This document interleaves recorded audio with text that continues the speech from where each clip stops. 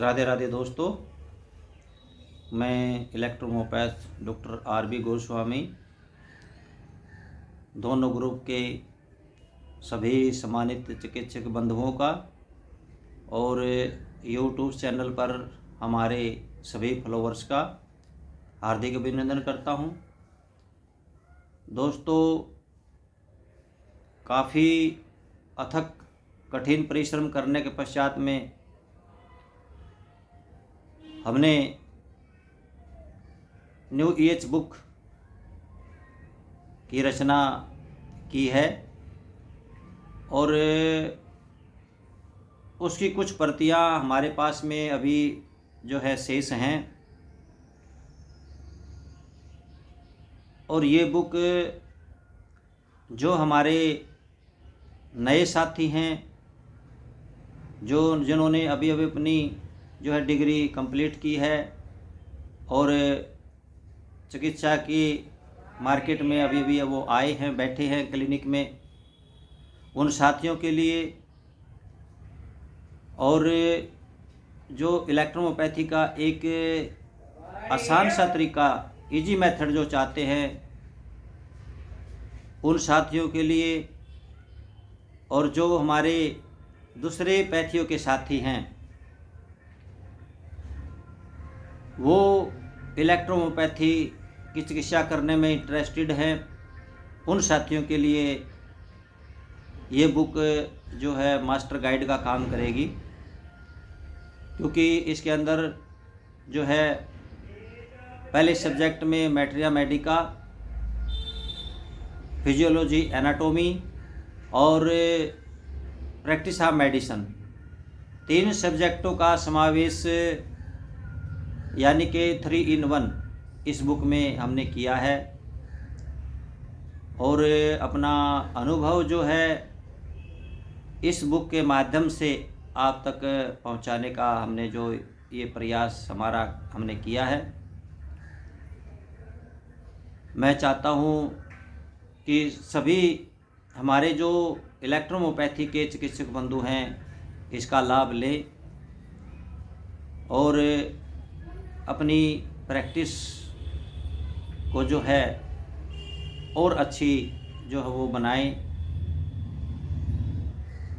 तो मेरा उन सभी साथियों से जो है एक ये संदेश है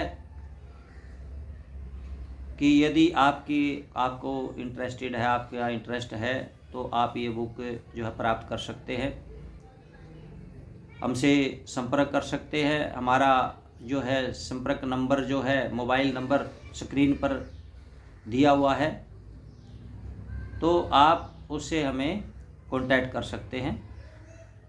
तो साथियों, आइए आज की डिजीज़ पर चर्चा करते हैं। साथियों, आज की लाइफस्टाइल को देखते हुए, लोगों की जीवन शैली को देखते हुए जो है एक गंभीर बीमारी का रूप जो है धीरे धीरे ले रही है और जो है लोग इस बीमारी के प्रति बड़े लापरवाह हैं। शुरू में इसकी तरफ कोई ध्यान ही नहीं देते हैं, लेकिन बाद में जब ये अपना उपद्रव दिखाने लगती है, अपना प्रभाव दिखाने लगती है, तब वो इधर उधर जो है भागते फिरते हैं और तब तक काफ़ी जो है देर भी हो चुकी होती है। यदि समय रहते हम जो है इसकी तरफ ध्यान देते रहें, खान पान का विशेष ध्यान रखें, फिजिकल एक्टिविटी होती रहे, तो इस बीमारी से जो है 100% तक जो है बचा जा सकता है, इसमें कोई संदेह नहीं है। साथियों, उस बीमारी का नाम है कोलेस्ट्रॉल। देखिए, कोलेस्ट्रॉल एक सामान्य रूप से जो होता है वो शरीर के लिए बहुत ही आवश्यक है, क्योंकि सामान्य मात्रा में जो है ये हमारे शरीर में पारगम्यता और जो है तरलता बनाए रखने के लिए भी आवश्यक है। लेकिन साथियों, किसी चीज़ की जब अति हो जाती है, अधिकता हो जाती है, एक्सेसिव मात्रा बढ़ जाती है, तो फिर वो जो है शरीर को नुकसान पहुंचाने लगता है। आज हम बात करेंगे साथियों कोलेस्ट्रॉल।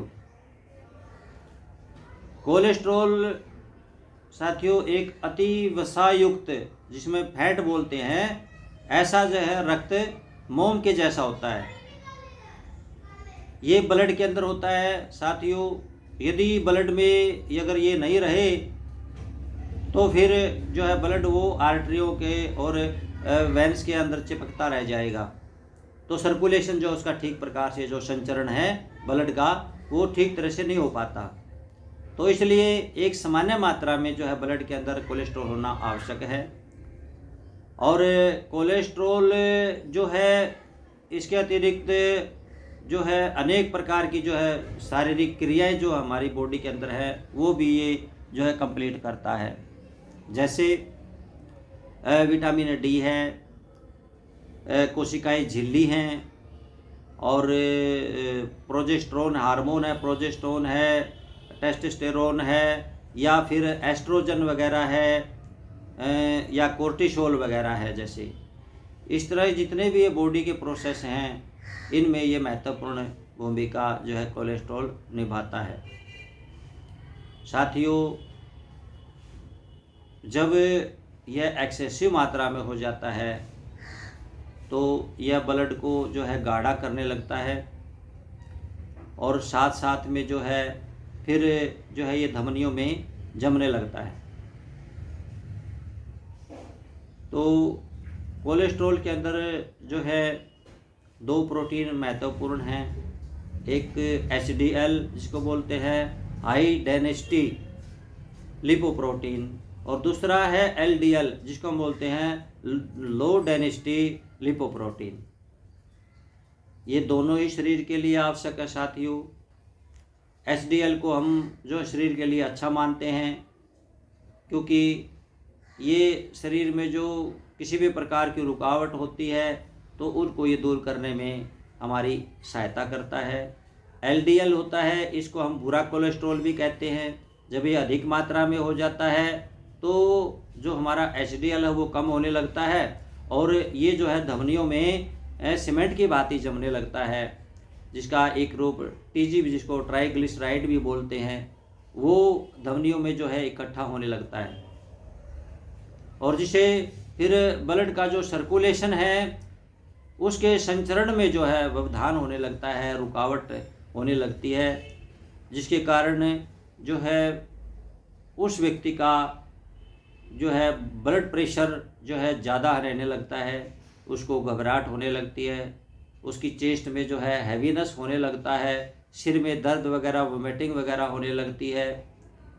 तो इस प्रकार के जो है उसको लक्षण होने लगते हैं। तो साथियों, ये लक्षण किन लोगों को ज़्यादा होते हैं, इसका कारण क्या है? साथियों देखिए, जो लोग ज़्यादा फैट युक्त जो है खाना खाते हैं और अपनी जो है फिजिकल एक्टिविटी किसी प्रकार की वो नहीं करते हैं, तो उन लोगों को जो है ये कोलेस्ट्रॉल की मात्रा बढ़ जाती है। और जो महिलाएं हैं, जैसे जिनको हार्मोनल डिजीज PCOD वगैरह हो जाती है, जिनको डायबिटीज़ वगैरह हो जाती है, मोटापा जिनको हो जाता है, या जिनका हाई BP रहता है, और इस प्रकार के जो लक्षण उनको होते हैं, बीमारियां हो जाती हैं, तो उन लोगों में भी जो है कोलेस्ट्रॉल जो है बढ़ने लगता है। तो साथियों, इसका हम किस प्रकार से जो है समाधान करें, किस प्रकार से जो है इसका इलाज हम कर सकते हैं अगर ब्लड के अंदर कोलेस्ट्रॉल की मात्रा एक्सेसिव रूप से हो गई है, तो साथियों देखिए, सबसे पहले तो खान पान का ही ध्यान रखना होगा। जितने भी जंक फूड हैं, फास्ट फूड हैं, डेयरी प्रोडक्ट हैं, या नॉन वेज हैं, उन सब का जो है ऐसे रोगी को त्याग कर देना चाहिए, उनको छोड़ देना चाहिए। और कच्चे सलाद, फ्रूट्स वगैरह, ड्राई नट्स वगैरह, हरी सब्जियां वगैरह जिनमें फाइबर रिच मात्रा में हो, जो कोलेस्ट्रॉल को आंतों से जो है म्यूकस मेम्ब्रेन से खरोंच करके जो है उसको लैट्रिन के रास्ते बाहर फेंक देता है। तो ऐसी खाद्य पदार्थों का जो है सेवन करना चाहिए, यानी कि ज़्यादा से ज़्यादा मात्रा में जो है हमने कच्चे पदार्थों का, जो खाने योग्य पदार्थ है जैसे फ्रूट हैं, ड्राई नट्स वगैरह हैं और सलाद वगैरह है, तो उनको कच्चे खाना चाहिए, जिससे फाइबर की मात्रा शरीर में ज़्यादा बढ़ जाती है और कोलेस्ट्रॉल को कंट्रोल करने में काफ़ी हेल्प मिलती है। इसके अतिरिक्त साथियों, जो लोग सुबह ग्रीन टी का भी सेवन किया जा सकता है इसके अंदर, और लौकी के जूस का भी इसके अंदर प्रयोग किया जा सकता है। प्रातःकाल उठ करके जो है 200 से 250 ml लौकी का जूस, उसके अंदर जो है 1 इंच अदरक का टुकड़ा और उसके अंदर 1 नींबू और 5 ब्रांचेज जो है पुदीने की या ग्रीन कोरिएंडर का जो है हरा धनिया जो है उसके अंदर प्रयोग कर सकते हैं। टमाटो सूप का जो है प्रयोग किया जा सकता है साथियों।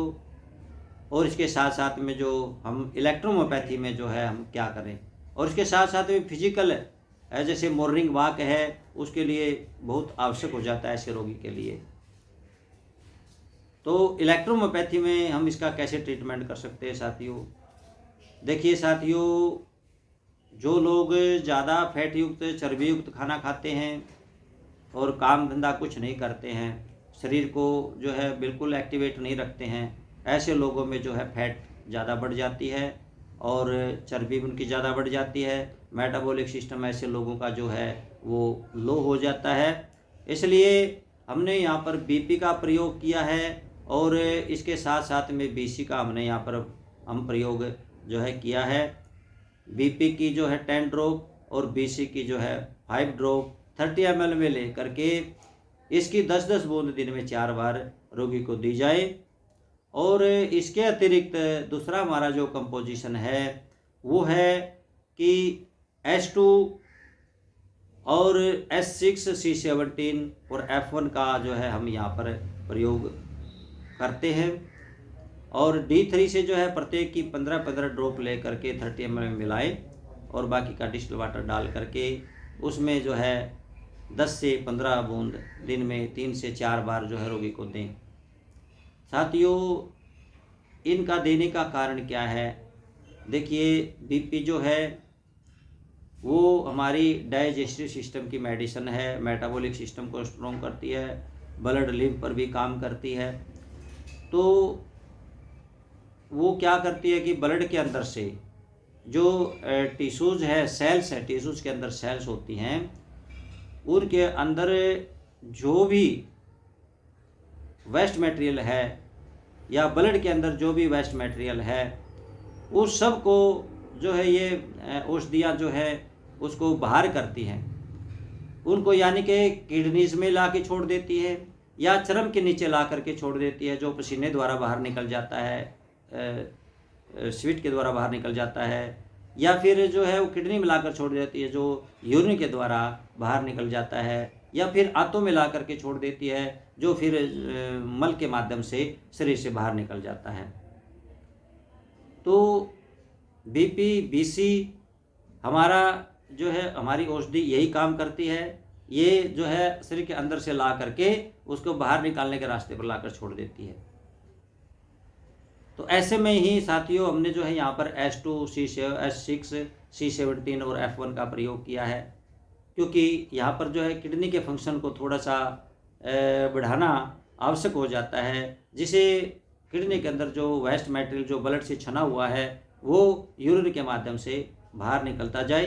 क्योंकि जब तक शरीर के अंदर कोई भी वेस्ट मटेरियल अंदर रहेगा तो उसको हम बाहर नहीं निकाल सकते, क्योंकि बाहर निकालने के जितने भी शरीर के अंदर साधन हैं, चाहे वो रेक्टम के माध्यम से बाहर निकले, चाहे वो त्वचा के माध्यम से बाहर निकले, या फिर वो परश्वास के द्वारा बाहर निकले, या फिर जो है वो यूरिन के माध्यम से बाहर निकले, तो जब तक उसको बाहर नहीं निकालेंगे शरीर के अंदर ही डिपॉजिट रहेगा और फिर हमें बीमारी से जो है छुटकारा नहीं मिलेगा।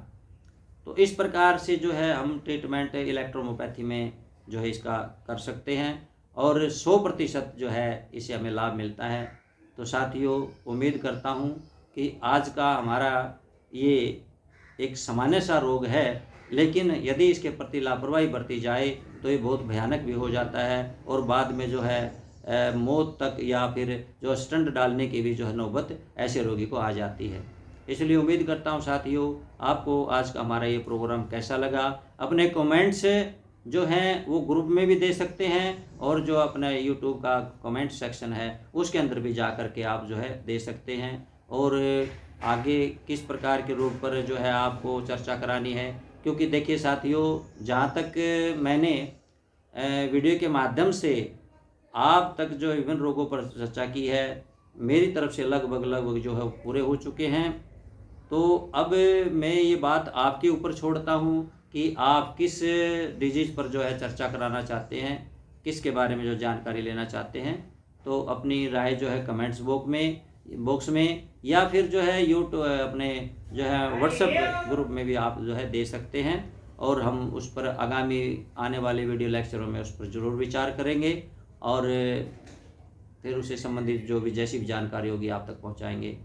तो साथियों, इसी के साथ राधे राधे।